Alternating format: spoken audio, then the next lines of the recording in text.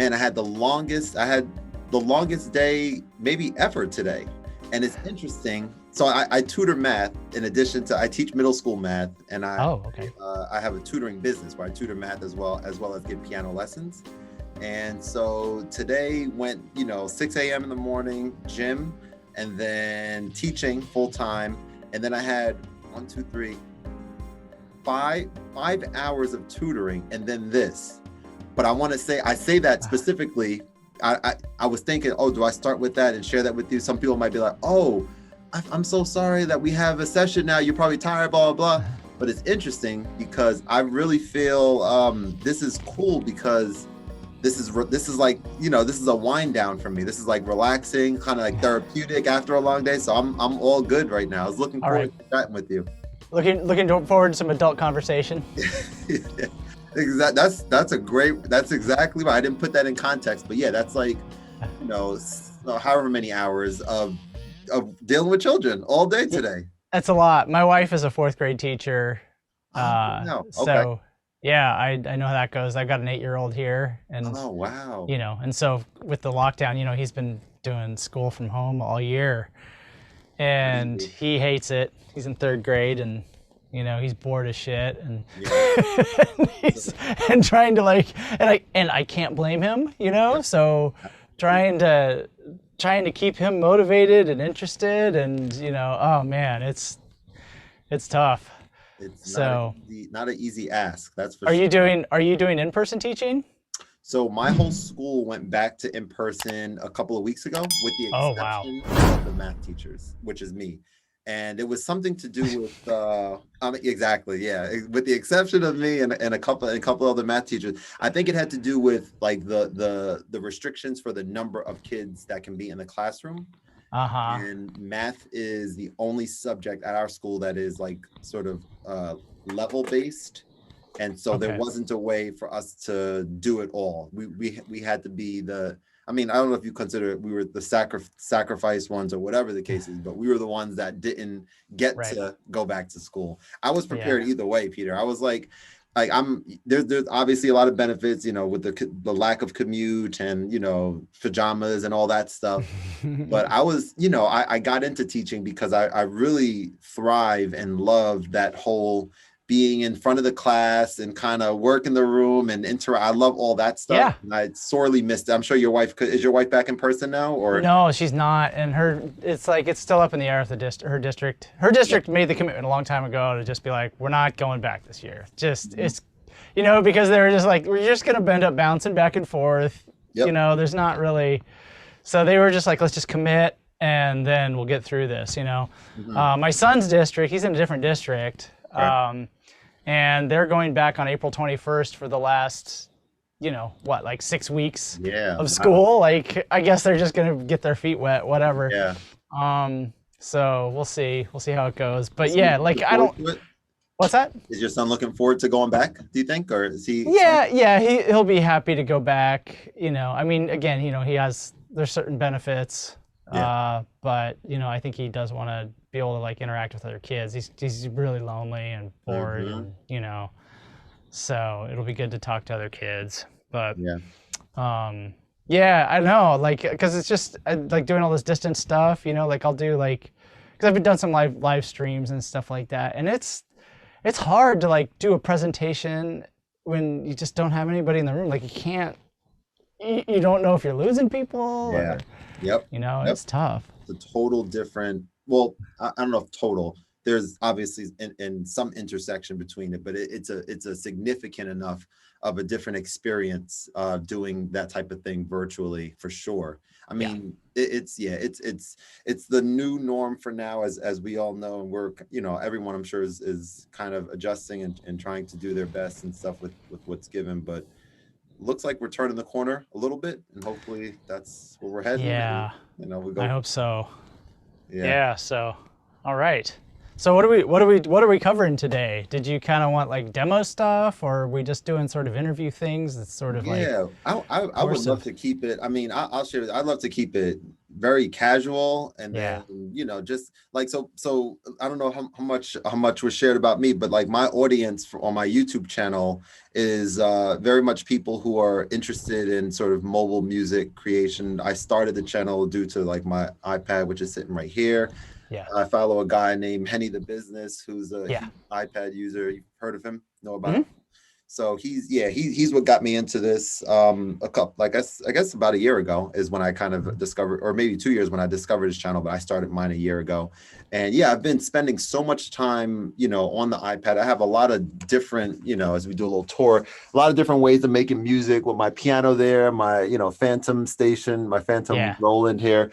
And I have the OPZ, which is all the way up there. Have you heard of the Teenage Engineering OPZ before? Oh yeah, you know about it? absolutely. Okay. Yeah. So I'm kind of all over the place when it comes to how I make music, but I really do just spend different times in different types of ways, depending on kind of how I'm feeling. Maybe you might be able to relate to that a little bit. I totally can. I mean, I have a lot of gear here, and a lot of that just comes from work, because I need to be able to demonstrate controllers in different contexts, you know, so I have like more software than I, would ever, like if I was just a practicing musician or hobbyist, I would have way less stuff, and sometimes it's cool because it's like, but other times it's like, if I'm sitting down to make music, I got too much stuff, and some of my most productive times have been when I've just been like, I leave the house and I leave the studio and I go someplace else and I bring like 3 pieces of gear with me and just focus on that. And then I can get some things rolling with that. And then I can come back to the studio and get some things going, That makes total sense. Yeah, I was just doing that just the other day. I was out, had to take my mom to an appointment, brought my iPad with me. And this was one of the first times in a long time where I went to a restaurant. I had a few hours and it was like, I was like, oh, this is beautiful. I had a nice little lunch there and I was just sitting there for like 2 hours. I was actually live streaming on either Twitch or YouTube or something. I was doing like which I found, which is fascinating, that you can do this all throughout the screen. You don't need like a camera. You could just kind of live stream what you're actually playing. And I was doing that, man. I was like, I can't wait to do more of that as the weather gets nicer and, just getting out of the house. I'm very, as you can tell, very pumped up and excited about the idea of doing that, Yeah, I know what you mean. Relatable, yeah. So I want to start off with, so first of all, thank you so much for taking the time. I'm excited to chat with you. I want to start maybe just kind of, you introducing yourself, and kind of sharing a little bit about your background. Okay. Yeah. So I'm Peter Nyboer. I work with SENSEL on the Morph product, which is this guy. It's basically a very thin pressure sensor with a high resolution pressure sensor. So it has about 20,000 different sensors in it, and then we have these different swappable overlays for it. This is really kind of like it's a very unique product, and it comes about from a technology that was developed by the founders of SENSEL. And so I've been working with them for about, I guess, 3 years now. And before that, I had really kind of established myself in the music products industry with a company called Livid Instruments, and we made MIDI controllers, many of which I could share one of those. Let me go ahead and grab one of these I'll grab the prototype of one of our first controllers. So this is the Ohm 64. Oh wow, I love it. So okay. We really kind of we actually started in doing video, live video mixing, and then we kind of moved into music and sort of worked from our original ideas about mixing video and started doing that in music. So this was kind of our flagship, 64 button, kind of like the mono launch pad. This is a single color LED. So we produced this probably 2008, I want to say, is when we came out with this guy. Okay. And that was when grid controllers were really just starting to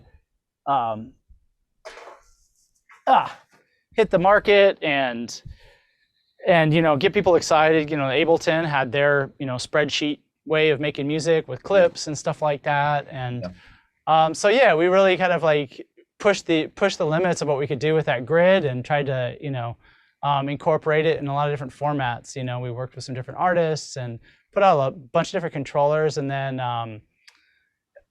we started like kind of like dialing back and like, well, what else can we do that's interesting in the controller world?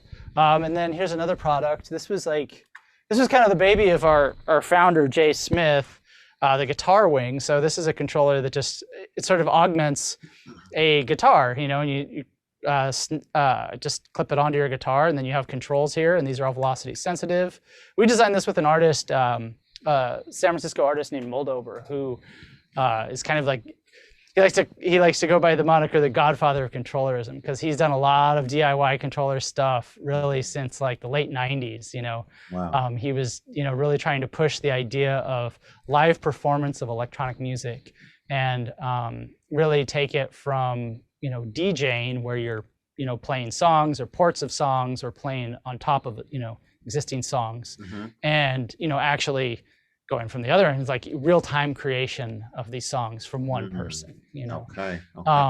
So he's a guitarist by nature, I guess, and, you know, and so he started incorporating some controls into his guitar, and we all started like, oh, this is really cool, let's try to come out with a product. So that was kind of our last product. We did one more product after that. But yeah, we had a good like 11-year run, you know, as an independent company. And that business kind of collapsed, and then we kind of went in our separate ways. And then I started working with a company that did embedded products, like embedded computing, so kind of Raspberry Pi type stuff, you know, making a really small, inexpensive computer. And that was really cool. That was a great education, because it kind of like opened up my idea of what, you know, consumer product could be, because it was like, oh, you can have like a fully featured Linux computer and something, you know, this big. Yeah. What is it going to be, you know? And so we were really trying to like, you know, figure that out. But, you know, that was a startup in Silicon Valley, and, you know, a lot of overpromise and underdeliver. So, sure. You know, and then when that ended, I ended up connecting with SENSEL, which was a company that I initially met the founders like when they first started in 2012. When I was with Livid, because, you know, we were doing force sensitive stuff, you know, with velocity sensitive pads and things like that. And I just ended up in a conversation with Ilya, and, you know, he's like, oh yeah, we're trying to reinvent the pressure sensor. I'm like, I need to talk to you. So we just kind of established a relationship. And then, you know, when I was looking for a new spot, I was like, those guys were doing something cool. I wonder if they need help. And they did. And so that was like when the Morph first started becoming like a consumer product after the Kickstarter. So it's been a great ride. It's definitely like, you know, in terms of, you know, aptitude and the things that I'm into, it's been really wonderful. So that's awesome, man. And I mean, the product itself is just so, you know, it's so fascinating to me with the overlays. I mean, obviously you have what's the name of that blue one you have behind you? So this is the Buchla Thunder overlay. And this is a design that was originally done by Don Buchla, who's like one of the synthesis pioneers of you know, electronic music. And so he did that design in the late 80s. You know, and there's maybe 100 of those you know, things out there, and there were these really big MIDI controllers, you know. And you know, it just really kind of was part of what, you know, his vision about electronic music, and, you know, trying to like, you know, reconfigure people's like attitudes about music and creation and creativity without like, you know, sacrificing, you know, the nuance and the artistry of music. And the magic and mystery of it too, you know, like, because Buchla stuff is, a lot of people look at it and they're like, what is this, you know? Right. When I first, that was my thought, because when I first, you know, for those who are watching this, like, you have that, and then you have your piano overlay, which is here's one of the piano overlays. There you go, which is so cool. So you peel that off, you just pull it off, and that piano one can sit on top of there. It, and then there's the drum pad one, which is also, I think, pressure sensitive as well, right? So that's kind of a major takeaway too with that, is the fact that it's so thin, Yes. Yeah, you can press these keys down. You have to, maybe retrain, depending on if you're a piano player like me or someone who's kind of dabbling, retraining the brain a little bit. Yeah. But for the trade-off of the size and the fact that you can get whatever sensitivity you're looking for, because I've had a chance to play with one of these. I'm like, yeah, this is like spot on. Like it's really, really accurate, which is the cool thing is that like the thing that really kind of like, really made me excited about is you could tickle it, and so like there's this like sensuality to it that like doesn't come with a regular keyboard or regular grid controller, and when you say tickle, you talking press and you talk like this, like all like that, like lightly tapping. There's like lightly tapping it, and it'll pick that stuff up, and then you're like, oh, it's like tickling a little child or something, and like that's like it's like an intimate gesture, right? And so it's like, oh, now you can make this musical, and like tickling the ivories, like, well, if you have really strong fingers, then you can actually tickle a tickle a piano, but like this is literally that, so right, that to me was like the typing keyboard option as well. We have like typing. Here was some other ones I have, like I don't have them all in front of me. We have like the drum pad. Yeah, right. And it's cool because like you can get like the interface that you need for the type of music or the type of production you happen to be doing at that moment, Right. And then like this is the video editing overlay. Talk to me about that a little bit, because I'm curious. I'm a huge Luma Fusion user. That's what I use on my iPad, and I was always curious. I know that there have to be, because I do so much editing, and part of what I don't like about editing so much is I haven't sat down and mastered all the shortcuts and things like that. So something like that purple one, the video editing overlay, is that something that will work with Luma Fusion out the box, or is it require mapping? Yeah, because I mean, it's, really, it's like, what this is a cool looking typewriter, right? Because it's, these are just the key commands, but instead of having to like Command Alt function, O or whatever, you just hit a button and it says what it does. And so, this is for Premiere, for Adobe Premiere, and it could definitely be remapped. You can see where I have some little stickers here on here. Just one of the, it's a tangent, but this is a thing that we've been playing with, is that, like these silicone, products, whether it's, this or something like a Launchpad or one of these, things. Is that the circuit? Yeah, it's the circuit, the original the new one. Tracks? No, it's the original one. Original. Okay. Have you had a chance to check out the track? I haven't seen it in person. I haven't. Okay. The thing that's most appealing to me about that this doesn't have is it has a sync out.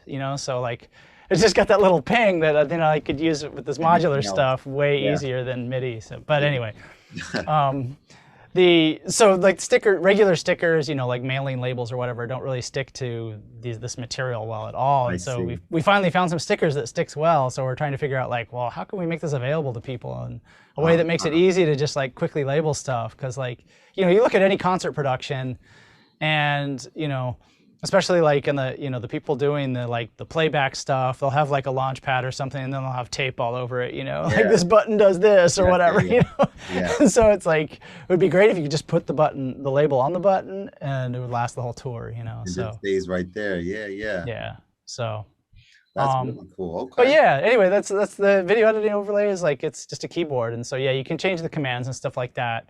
That's something that we're looking into, is like expanding that particular overlay into using it for different software. And anybody can remap this or whatever, but it would be nice if it's just like that work's kind of done for you and the right labels are on there and everything. Sure. That's one of those weird things that it's like, it seems like a trivial task, but select these programs, whether it's like Pro Tools or Luma Fusion or Final Cut, they all have like their slightly different take on things, and they have like 150 commands or whatever, and then it's like, okay, you got to choose the 30, because we don't have 150 buttons here, you got to choose the right ones, you got to put them in the right place and make everybody mostly happy, Everybody mostly happy. It's a very strategic thing for sure.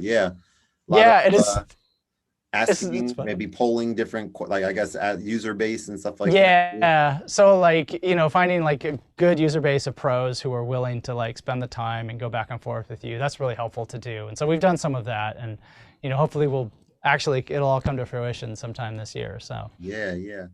But yeah, Luma Fusion is one that I've been really curious about, and I haven't, you know, it's like another thing on that list. It's like, oh, that would be great, you know, have a dedicated keyboard for that.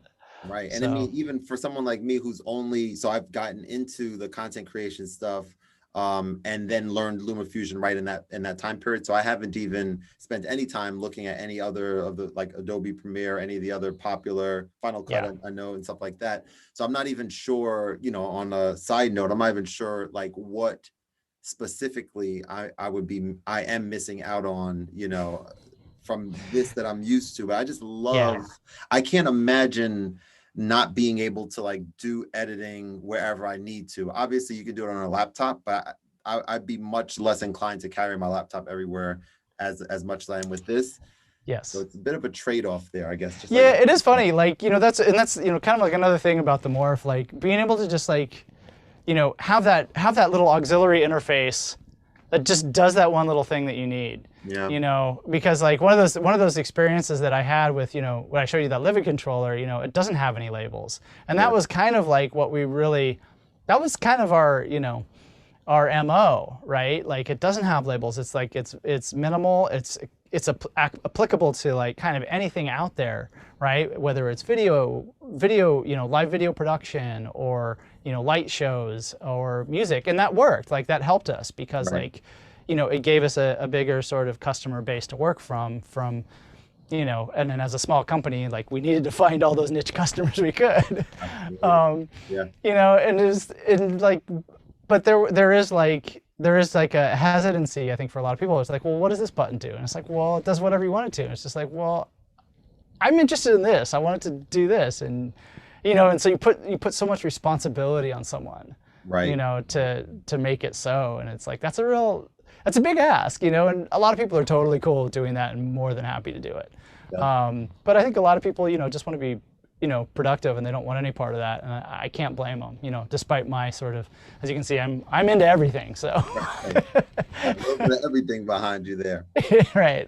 What would you say? What's the most popular overlay? Well, probably the piano is, you know, I don't have the sales figures in front of me. I kind of avoid that stuff. I just kind of want to focus on trying to get interesting ideas out there. The piano overlay, and actually this one is super popular too. Music production, you know, because this really speaks to, you know, a big part of how people are making music today. You know, a lot of that Akai, MPC, beat making stuff. You know, it's a great entry point, and it's really just like rich for production. And, you know, so this is like, it's familiar enough and satisfies like enough needs because it has the controls up here and it has the pads over here, and, you know, and so it's like, okay, cool, I can slap that on and make beats. You know, and that's, you know, that's really cool. Like that you can, you know, that you can do that and have it, and you're like, oh wait, I need a piano because I need to write my hook. Slap the piano on. But this, you know, it's funny because like this is really like, for me, like being able to do this was kind of like, that's what I'm all about, right? Like this is kind of like a dream come true to be able to like work, you know, in a Silicon Valley like technology company, because that's what SENSEL is. Like, you know, it's like their bigger play is not just the Morph. It's like what's in the Morph is they want that to be in computers and phones and everything, right? Got it. You know, and to be able to like sort of like take this really far out idea from 30 plus years ago, you know, from kind of like a visionary but still far out niche dude in Don Buchla, you know, he's influenced a lot of people, but they don't even know it, you know. You know, and to take that far out idea and make it accessible to people, like, was really just kind of like, oh, this is great, you know, because the problem with experimental interfaces, like, as much as I love them and I love the ideas about them, like, if that's, you know, like if you have to buy like all of the stuff around it, you know, you're less likely to sort of engage with it a lot of times because it's too mysterious and too much of a commitment. Where it's like this, it's like, oh, it's like, I'm just gonna try this out, and you're like, oh, this is cool, and you figure out a way to use it, and it's proved to be really like much more popular than I would have ever imagined. Like, because I was like, I don't know, it's kind of a weird play, like. Yeah, yeah. You know, as much as I love it, like it's a little bit weird. Right. You got to figure, because like something like the iPad, right? For someone who makes a ton of music on the iPad, Yeah. And a lot of the apps that I use on there have like on the screen the 4x4 drum grid, right? Right. Have that on there. To some people, they're like, okay, what is the value add of having a peripheral that's going to make this, now I have to have two things? Well, the value add for sure is the fact that the pressure sensitivity is not something you can do at all on the drum pad on the iPad. There's no like pressure, at least not yet. I don't know, who knows down the road. There kind of is, kind of not. You know, there's ways of doing it on the iPad, but yeah. I don't even know. I know like on key, I know like on some apps you could like press lower on the piano key and make it that's like a higher velocity, and like higher on the piano key, lower. I've seen that. Yes. But on pads, I haven't seen on the apps that I use, at least. You've seen ways to do that? Well, they had the force on some, they had that force sensitivity for a little while. So it had like 4 layers of force. That's what, I know what you're talking about. Yeah, it was like on some models of the iPad, and that, but they didn't really know what to do with it, you know. Gotcha. And I think it just kind of complicated their production process. So, yeah, you know, I think they were like, let's get rid of this. No one's using it. So, let us just go ahead and just get rid of it. Yeah, but the pressure sensitivity, and also just the feel, like, because you're hitting glass versus hitting a nice piece of rubber. Right. You know, it's really the difference, you know, between like, well, glass, and then this is much more like skin. You know, it's again like kind of like a more intimate feel, whether it's like, you know, touching or hugging another person, which is something we haven't been able to do for the past year, versus like a Zoom call, you know, and it's just kind of more intimate, and also just like, you know, also with drummers, you know, people who play hand drums, like, you know, what's on there, that's skin, right? Right. You know, and there's like a lot of drums that actually, you know, still have, like, you look at a lot of drums that are made and their skins actually have fur on them still, you know, because it's made from a goat hide or a cow hide and it's stretched, but they didn't, you know, clean off the fur because it's like, it looks cool and it feels nice, and you know, damps it a little bit. So it's all part of it. So yeah, the feel is really important. It definitely is. I can totally relate to that, because I think especially if you're getting into a song or something like that, I sometimes have to catch myself like, dang, am I hitting the screen too hard? Is this screen meant to be tapped? You know, not like I'm banging on it, but also I'm like, I don't know if it's meant for people to do that on. I'm not sure. Yeah. It's more of a swiping, you know, kind of thing like that. Right. That makes sense. Tell me I want to know a little bit more about the Thunder one, because I'm not familiar at all with that. Is that something that's used, like, what is the, I guess, actual use case of that? Like, how would someone use that? Yeah, so it plays notes, right? So, and you know, it's cool because it really kind of works well with MIDI polyphonic expression, which is, you know, kind of a subset of MIDI that was developed a couple of years ago that allows you to capture sort of the gesture of each touch. So, you know, with regular MIDI, like, you hit it and you have your velocity and how hard you hit it. Sure. So that's, you know, that's what this is. You hit this pad and it's like how hard you hit it gives you how loud that drum is. Right. Whereas, you know, with MPE, you have position and you can have, you know, gestures such as wobbling, you know, pitch bend and things like that. So you take these, like, you know, these analogous things that you would do with a violin or, you know, or a guitar or something like that, an acoustic instrument, and you can apply them to electronics. So that's one cool advantage of that, is that you have this nice long slide, you know. So these are kind of, these aren't like, they're kind of like sliders, you know, on a mixing board in that sense, that you go up and down, but it's constantly changing each note, you know. So you can play a chord and it's not just like what notes you play, but where you play them is going to affect the sound. And that's similar to a guitar. Like, you play a G chord and you play it on, you know, the higher strings, even if it's within the same octave, you know, you play higher on the lower strings versus lower on the higher strings, it sounds different, right? So you can sort of like take some of that spirit and apply it using MIDI polyphonic expression. But yeah, each one of these has a note assigned to it, and then you can, you know, move up and down on it and change sort of how that note sounds. The way we have this arranged, because, you know, it's not like a piano where it's, this has a whole tradition behind it. It goes, from here to here. This goes up the scale, and it's very, standardized as far as like what people expect from this. Right. Cool thing about this is that there's no expectations. So you can sort of reassign whatever notes you want on here. Out of the box, it sort of goes, these are C on the outer rings, and then this is C. Then it sort of goes, this goes up in pitch, sort of the white keys up this way, and then these go up in pitch this way. So you're sort of working towards the center. Gotcha. And it's kind of like, I don't know, it's kind of a nod towards Don's, really commitment to psychedelic ideas, really. Okay. And sort of take advantage of this sort of like weird bilateral symmetry you have here. Right. And then these are bass, like sort of lower octave bass notes. Okay. And these form a triad, like a major triad out of the box.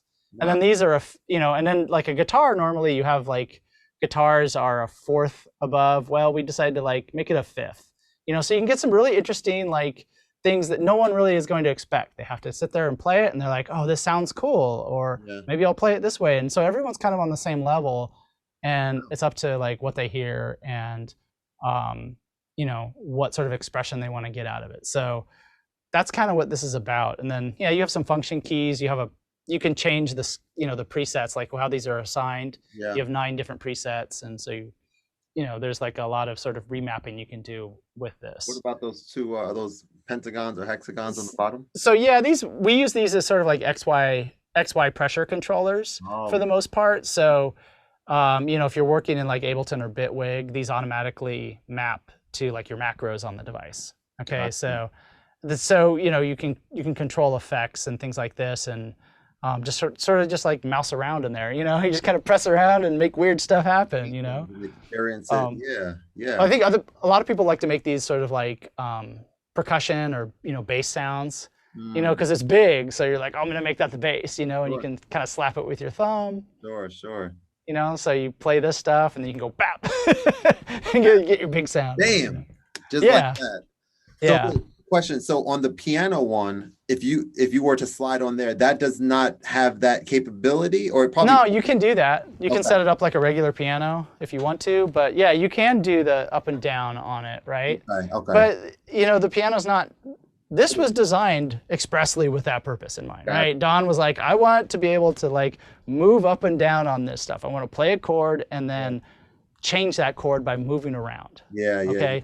So this is not designed for that. You can do it. So you can play a chord, move up and down, but right, your white keys and your black keys are, different throw lengths. So, that's kind of weird. And then you also, if you're using this, you're sliding up on here, you can easily hit the black key and stuff. Yeah, it's not meant for that. Right. So I guess the thing I'm trying to wrap my brain around is if I'm using the it's called Thunder.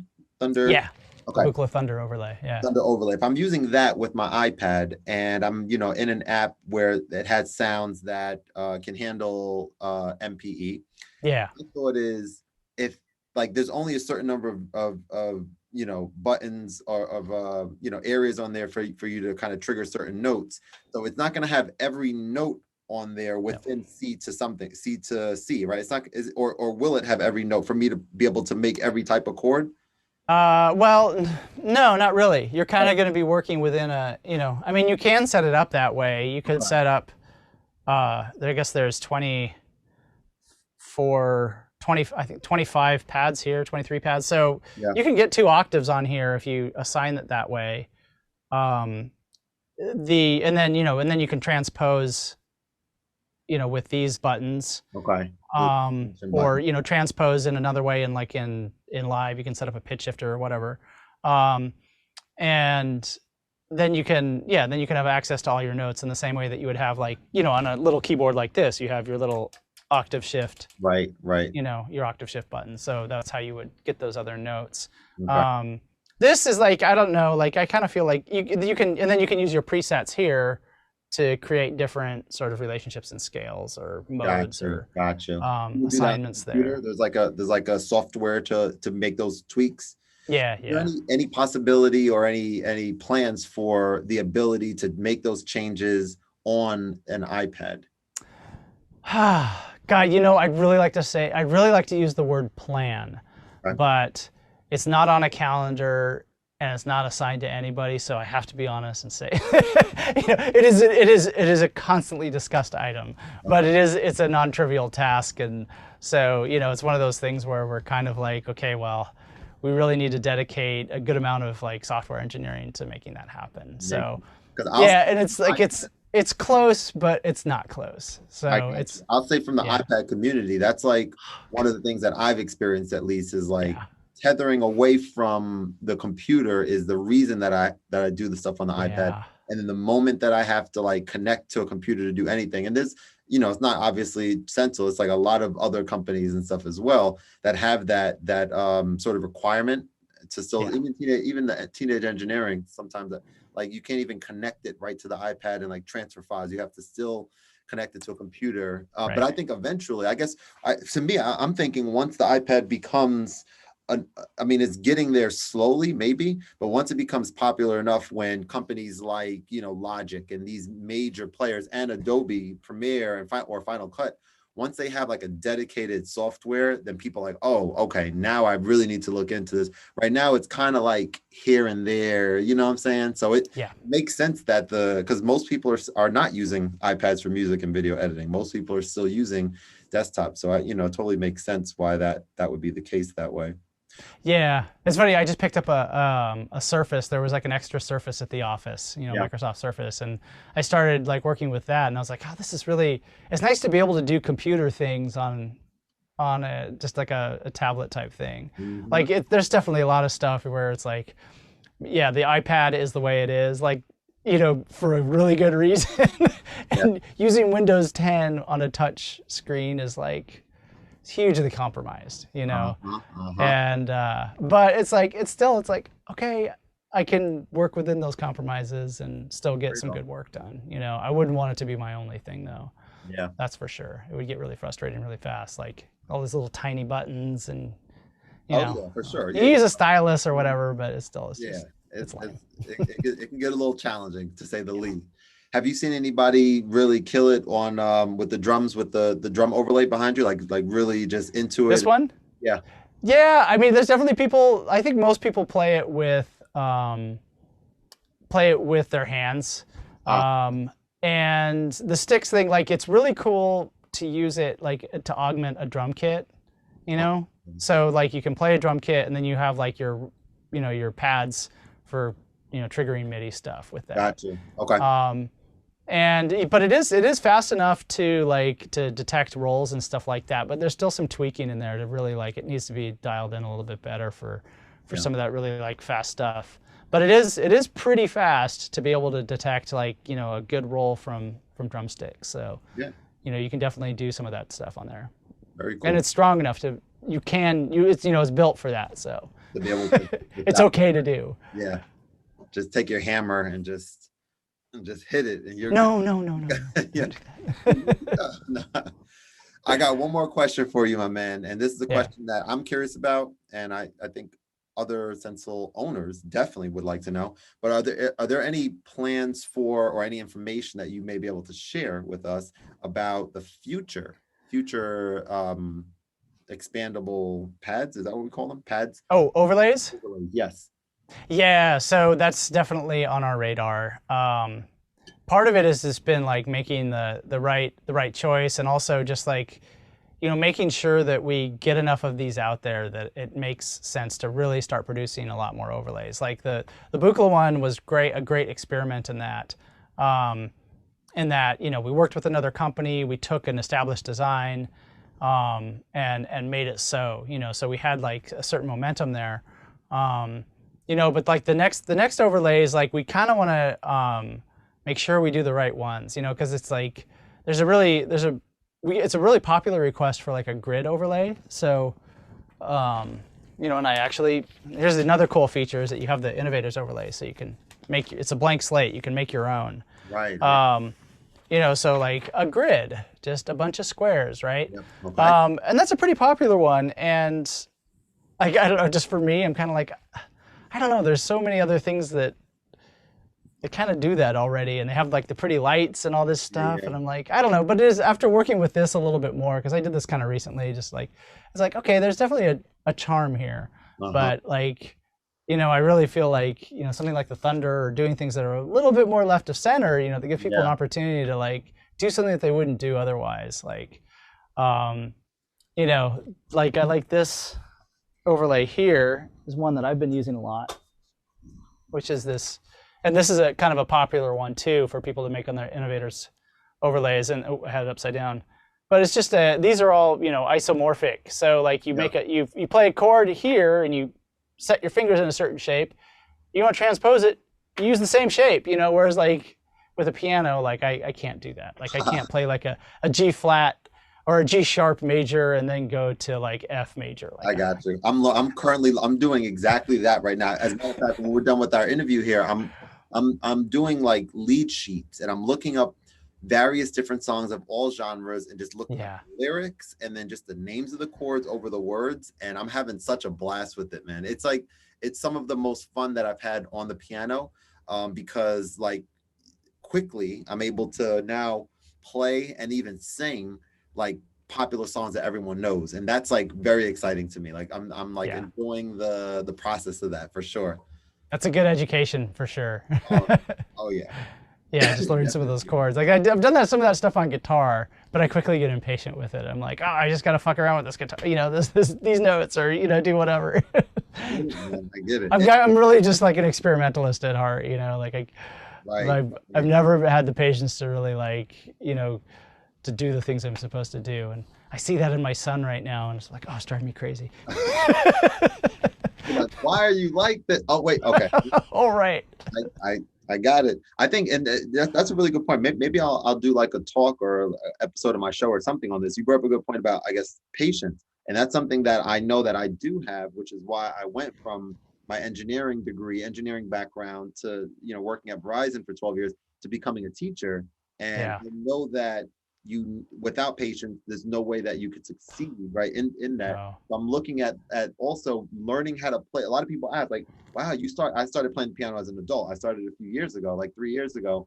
And I think that also is a major thing. If you don't have patience, it's a very hard ask to say, oh, practice these scales or whatever as an adult, when you just want to do whatever else after work, relax, or just, have a beer or whatever.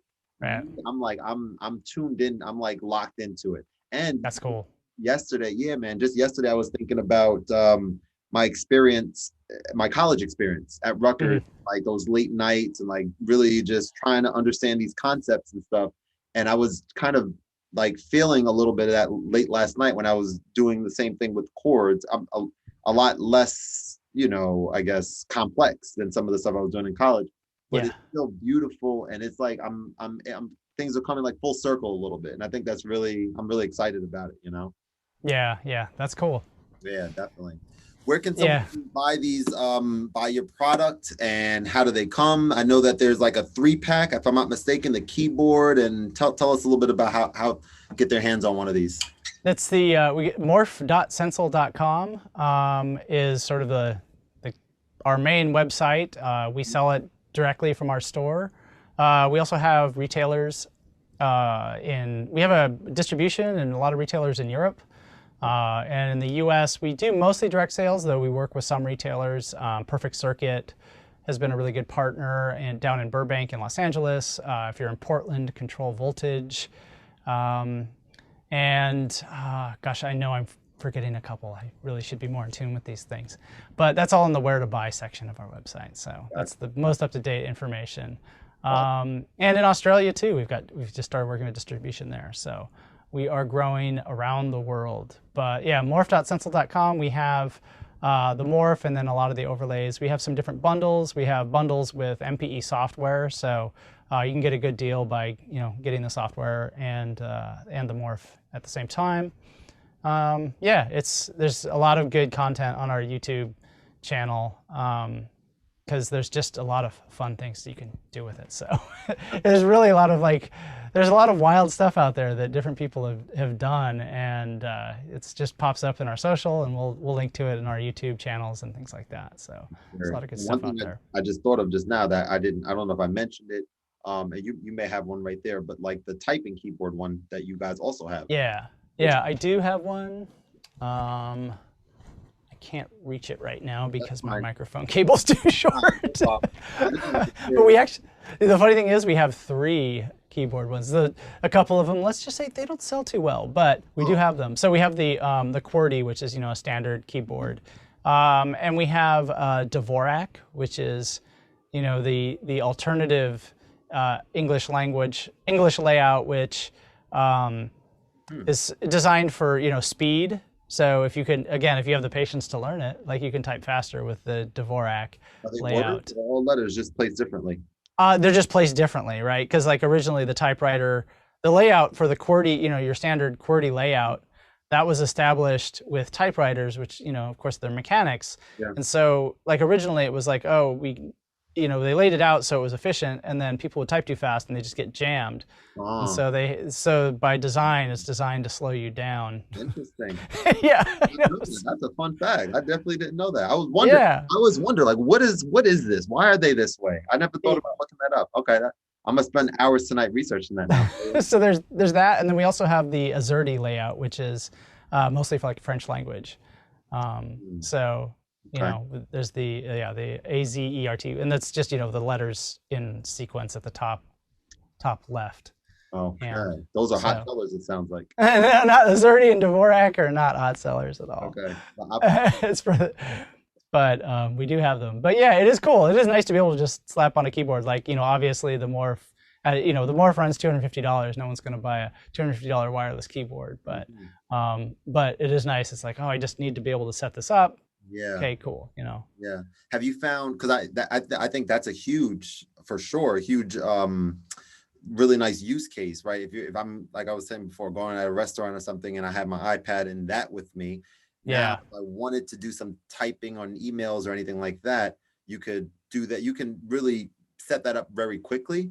I'm curious to know, without and I'm sure you've used them all, without like the pushing down of the keys like we're used to. Is that something that you're able to, and the people that you've spoken to who's used the product? Actually, our keyboard layouts actually have a little membrane. So they do have a spring. Each key has a little bit of spring to it. Oh, so wow. there is like a mechanical feedback to it. I mean, it's not clicky, okay, but there is an actual spring to it. So it's not like these that have no travel. There's actually mechanical travel built into the rubber keyboard. Maybe I should go grab one here. Let me see if I can. Sure. Yeah. Let me try this. No problem. Be careful. I don't want you getting caught up in those wires now. I know. Oh, okay, good. Oh, here we go. Okay, good. I do have one. I got it. Perfect. So yeah, here you see that has like. Oh, I sure do. Oh, wow. Okay. Yeah. And when you push down it, they have like a little dome on them. Oh. So yeah, when you push down it, it actually. Okay. Has a little click to it. Okay. That's a cool. Rubbery click. Yeah. Oh, and this is actually the AZERTY layout keyboard. So. AZERTY. A rare, rare French keyboard. Wow. Yeah, I'm going to spend some time research. I'm very curious about that. That's such an interesting piece of information. I've been listening to, on a side note, I've been listening to this podcast called How I Built This from NPR.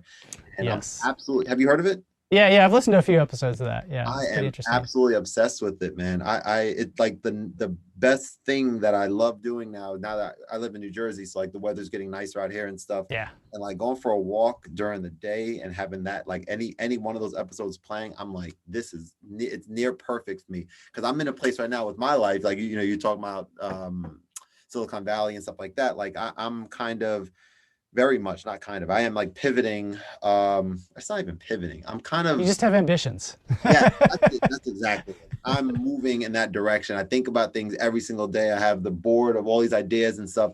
And so hearing people's stories is like, it's such a great thing. I'm really, really enjoying it, Yeah, it is funny. Like you have listen to some of those and it's just like, yeah, you get it. It's very common that like, a lot of people, they start stuff and they just, they have no real idea of what they're getting into. Yeah. and so that's And so the ones that, sometimes it works and a lot of times, most of the time it doesn't work, but there's just like, they get into this thing because this thing's bugging them, and that's how Livid was, that's how we started, with Livid. We're like, oh, we should do this thing. And it's just like, oh, that worked pretty well. Yeah, but we could change this. And oh, yeah, okay. And then suddenly it's just like, suddenly we have a shop in Austin, Texas, and we're, getting PCBs made in, like China. It's like, if you would have said, well, this is what you have to do, you'd be like, oh, I'm not doing that. Yeah. But you get that bug and you see that little bit of success, and you're like, oh, that worked out.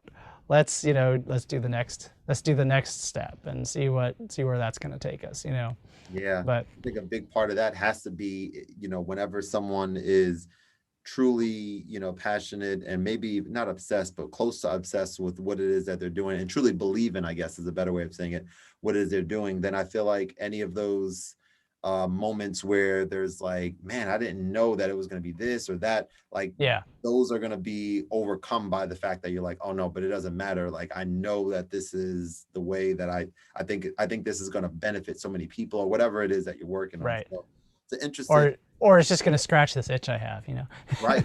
It's funny because like there's a podcast I listen to. It's the long form podcast, and it's kind of like the polar opposite of that because it's about writers and journalists, and but it is like it's very interesting, because like they're trying to get stories instead of trying to make stories, if that makes sense, and and their journeys are like, what they're working towards is a very different thing than people who are building companies, but it's really interesting, to listen to because they have like long form journalists and people who are writing books and stuff like that, and they really get into like sometimes like day to day and just like, well, how did you proceed through this career, because it's really like in a lot of ways like writing and journalism is like it's like this company of one, because there's always this struggle of like freelancing and, and trying to like land these gigs that are important to you. And it's funny because like as a musician and artist, it's very relatable, because it's like this, this singular pursuit, rather than an organizational pursuit. Very much. And so that's how I really like that podcast. I definitely recommend that to people. Long form. Yeah. I'll definitely check that out. Yeah. All right, so we're gonna wrap, man. I definitely appreciate your time. Thank you so much for the information. I feel like I have a much better understanding of the product, the background, and I'm excited for my viewers who are, a large majority of them, musicians, beat makers, producers who use and who focus on the iPad. So I think this is gonna be interesting. It's gonna be interesting to me when I share this to see how many people have heard of it. Right. Yeah. How many?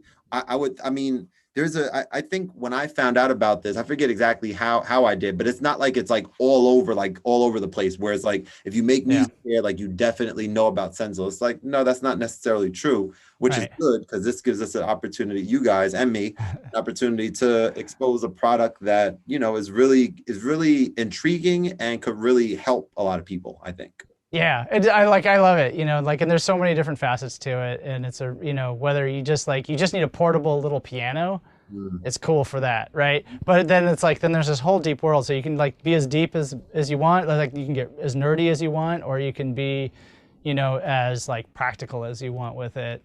Right.